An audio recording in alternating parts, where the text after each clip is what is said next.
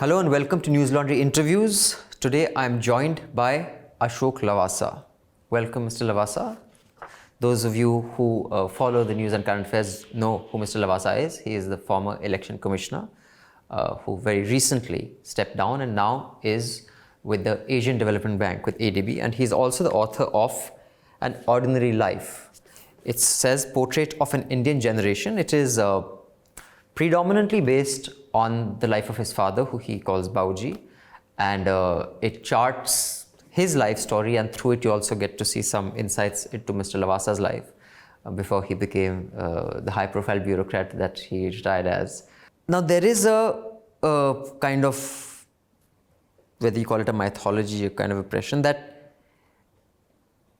whether you're in the police force or within bureaucracy, after a certain point, if you're too honest, you will be thwarted. Has that been your experience in government and in life? When you say honesty is the best policy, so what is a policy? A policy is not something spontaneous. It's not something that just you do on impulse. I think what I mean by saying that it's a good policy is, or the best policy is, that having considered all alternatives, I think in the long run, probably you're better off. It is not that always the path that you pursue will get immediate rewards. So in the scheme of things, in that policy calculus, you have to factor in that you will have to bear some consequences. Mm-hmm. The moment you are okay with that, it's fine. And what I say in my preface is, it's like a labor pain. You don't create a human being without going through labor pains. As election commissioner, you dissented with two other election commissioners on complaints against Mr. Shah and Mr. Modi, and at a time when very few people would actually act on a complaint against such powerful people in our country. And in related or unrelated incidents, there was a tax inquiry on your wife after that, and some. Was there a cost that you speak about in your article that you had to bear for your honesty, assuming it was honesty, and was that factored into your calculus of life? Actually, I don't have information to look at it as cause and effect. Okay. But I think what... Would you describe being combative as a virtue, or does it get in the way of being effective?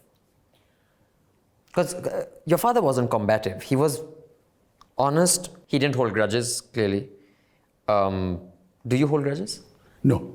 In fact, Abhinandan, that is the point which I have made when I use that Kabir Doha, Na kaho se dosti, na kaho se bair. And I think if I were to delineate 2 or 3 characteristics which really impressed me about him, one was this, that he didn't believe in ruffling feathers, nor do I, by that matter. Okay. Yeah. So I think there is a possibility, by and large, to get your way around if you deal with things in a manner where you can persuade people. There is always a kind of person or people, often who find themselves in positions of power and authority, who are looking to be ruffled. Because anything other than complete, dog-like loyalty is ruffling for them. Surely that philosophy can't work with such people. The favorite axiom I have for that is... The election commissioner is a very significant and an important role, and it is one of the more difficult ones to pull off in our country, because everyone's going to complain. Elections are a mess, even though they are much to celebrate, because a country of our size, our resources, our area, and the kind of tensions there are in the social fabric, to pull off an election is a Herculean effort. But there will always be people who are not happy, and justifiably so, because we have had elections where ballot boxes, machines have been found, in the car of a candidate. And you made headlines as election commissioner, and I'm sure you did things that were significant as, Secretary for Climate Change as well. Were you happy that you finally got that position, or was it a millstone that you said, damn, I could have done something that didn't put me in situations that, you would ruffle feathers? No, I think I'll be dishonest if I say that I was not happy getting that position, because after all, it's a constitutional position.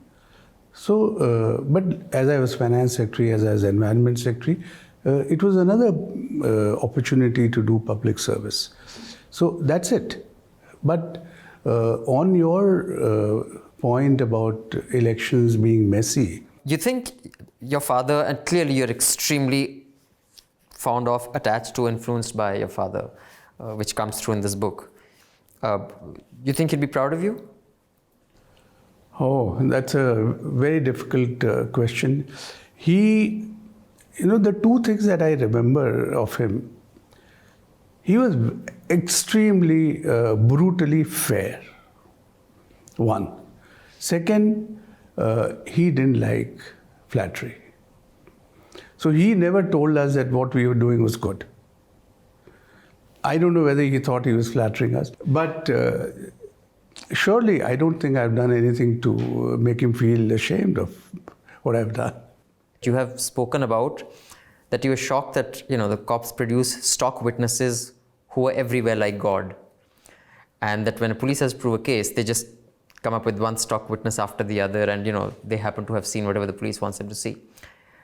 You have seen this up close, as a bureaucrat. How do you deal with this and yet continue to serve, public service like you're supposed to? How does a bureaucrat kind of balance these 3-4 things without either destroying the system from within, because you've seen all this nonsense, at the same time going to sleep saying that I have lived up to Bauji's expectations of honesty, and yet not selling out? How does that work? Generally, there is no conflict where you have to, resolve issues which raise moral questions. There isn't. There generally. It is another matter that it is only the conflicts which come to the fore as far as the public is concerned. And how does a good bureaucrat deal with those then? Yeah, that's what I was coming to. That Why did you choose to write this book? first of all, of course, there was a diary which I had. So there was a lot of material available in the diary. Having read the diary, I thought there was a lot of interesting events which happened in the life of this person, who happened to be my father. He could be anyone, actually. And there was a story which required to be told. I also was reading the biographies of some eminent persons. I reread the autobiography of Mahatma Gandhi. And I started asking myself that, what is it that makes people great? Mufat khoro, muft mein itna hi milega.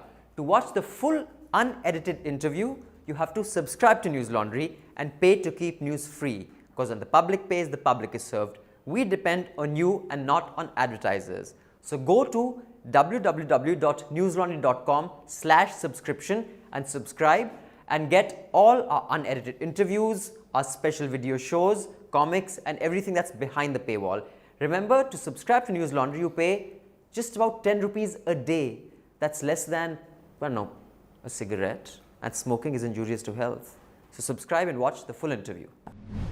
We, being an independent platform, depend on our readers, viewers, and listeners.